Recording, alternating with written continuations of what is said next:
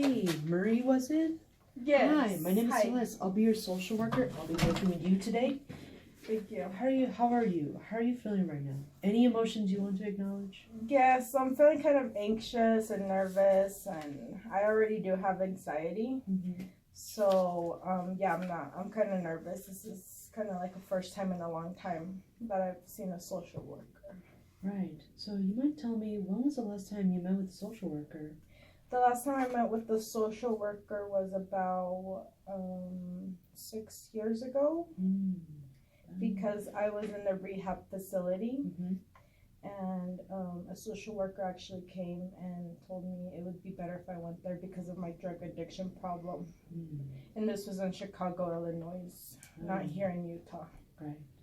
So you mentioned that, 6 years ago you were in rehabilitation back in Chicago, Illinois. Yes. You mind telling me more about that? Yes. So I was living in Chicago, Illinois, because I was born in Puerto Rico. Mm-hmm. At that time, I was living with my mom and my half brother. Mm-hmm. But I didn't want to be there because I have a bad relationship with my mom. She always keeps calling me a failure, and she always babies my brother. Even though I'm the oldest, she's always treated me less. Mm-hmm. At Puerto Rico, and then I decided to come here just to get away from all that.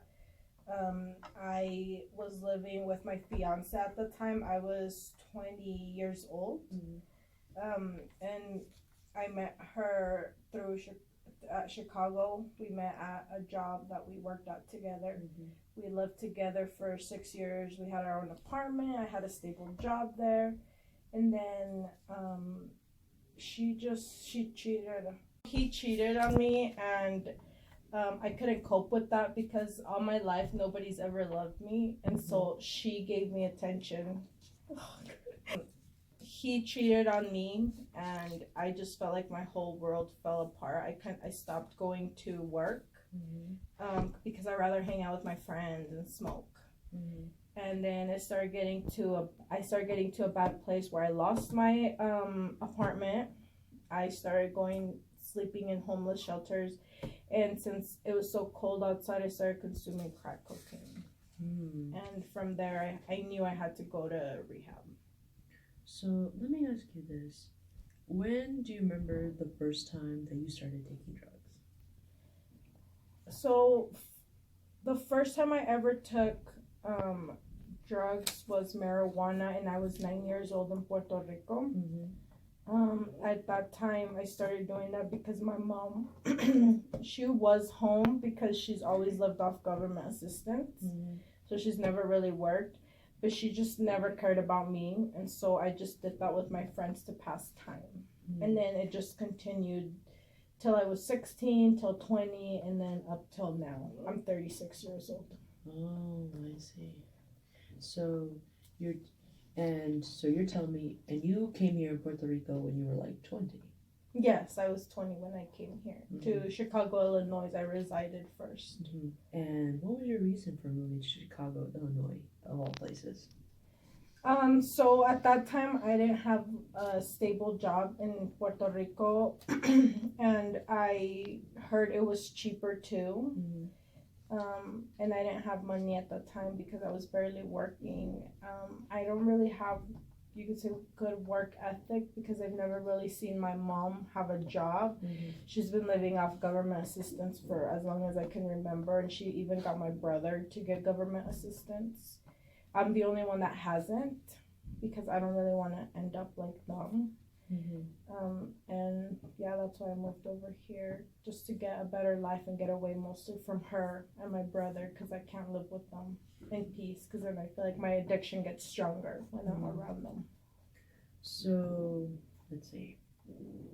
So what was your way of getting the money to help with your addiction? So at the beginning, I just used my own money that I had from previous jobs. I'm really bad at keeping jobs, so I'd run out quickly.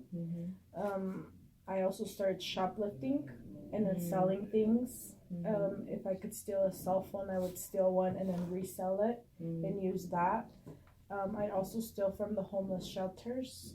I'm really embarrassed to say this, but I would, even if it was a toothbrush, just to sell it for a couple of dollars to get my addiction. I think the most extreme that I've ever done is I prostituted myself for the addiction. And I'm really ashamed of saying that, but it's what I had to do. No, I understand. So now that you mentioned that you went into prostitution, I'm gonna have to ask you this: have you been recently tested for HIV and AIDS or any other form of STDs? So I wasn't feeling well around a couple of months ago, and I did go to the hospital. They did ask me if I've ever prostituted myself because of drug abuse. I told them I did. We did the exam, and it came out negative. So I am free of that. But I am sometimes afraid that if I relapse, I could get to that point again where I would be prostituting myself, because that's the easiest way for me to get money. So, and did you mention you've been in rehab before? Yes, I was in rehab about 6 years ago, and I was there for 2 years in the state of Illinois. And so then what brought you to Utah?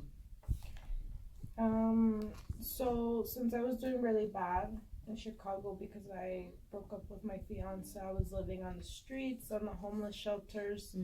I came to Utah because I met my now husband online. So we met each other through Facebook, and he sent me a friend request. We started talking, and he said, "You should come live here in Utah." And so I said, "Well, okay, I'll go because I don't even have a home at Chicago anyways." So he decided to fly me over here to be with him. And how long have you two known each other? We knew each other for a week online and called each other over the phone, and then we eloped because I came to live over here. And as of now, then we got married, and as of now, we've been together for 5 years, including that time. I see. And tell me a little details about your husband. When I came to Utah, I didn't really know him well because we were only together for a week online until he flew me here. I actually found out that he was a drug addict too, so we were both consuming it. The thing about him is that he's an active drug addict, so he's able to keep a job, work. It's really hard to tell if he is on drugs, and for me it's easier to tell because I'll stop working, I'll change jobs, I go through all these phases. We've actually both been arrested for damaging property under the influence. He actually also has charges like for violence against me because of the consumption, and I have damaged property for the time we've been together. I see. And then what happened to your husband afterwards, after he was charged with domestic violence? So he went to jail, but I bailed him out because I really thought that we could work it out. He is sober right now, but he is concerned that I'm doing it, and I don't think so. Like, I'm not. So I don't know why he is telling me to come here as well. I see. Well, I just want you to know I do believe what you are talking about. I believe you. Thank you. And, well, but do you actually feel concerned that you might have a relapse again or something? So I don't. I feel like he's just paranoid because I've relapsed before. And I have been to rehab, so he's the one that wants me to come here saying that I need it. But I don't think I need it. Well, Why don't you think you need it? Because I feel like I'm okay. Like I'm going to work. I'm doing what I'm supposed to do. I think it's all on him. Interesting. Well, I think. Just some question. Do you currently have insurance, like health insurance?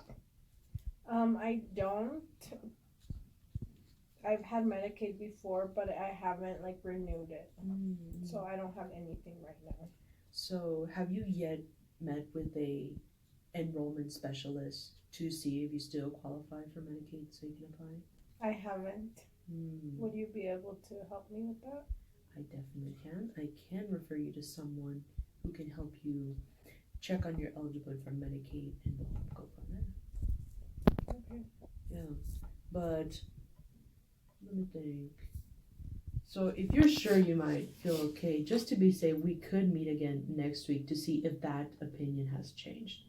You know, if anything has happened. I think that would be good. You know, just to make sure, you know, just to keep ourselves in check, you know, just to check on for any big changes in progress and such. I'll be okay with coming next week. Okay, yeah, sounds great.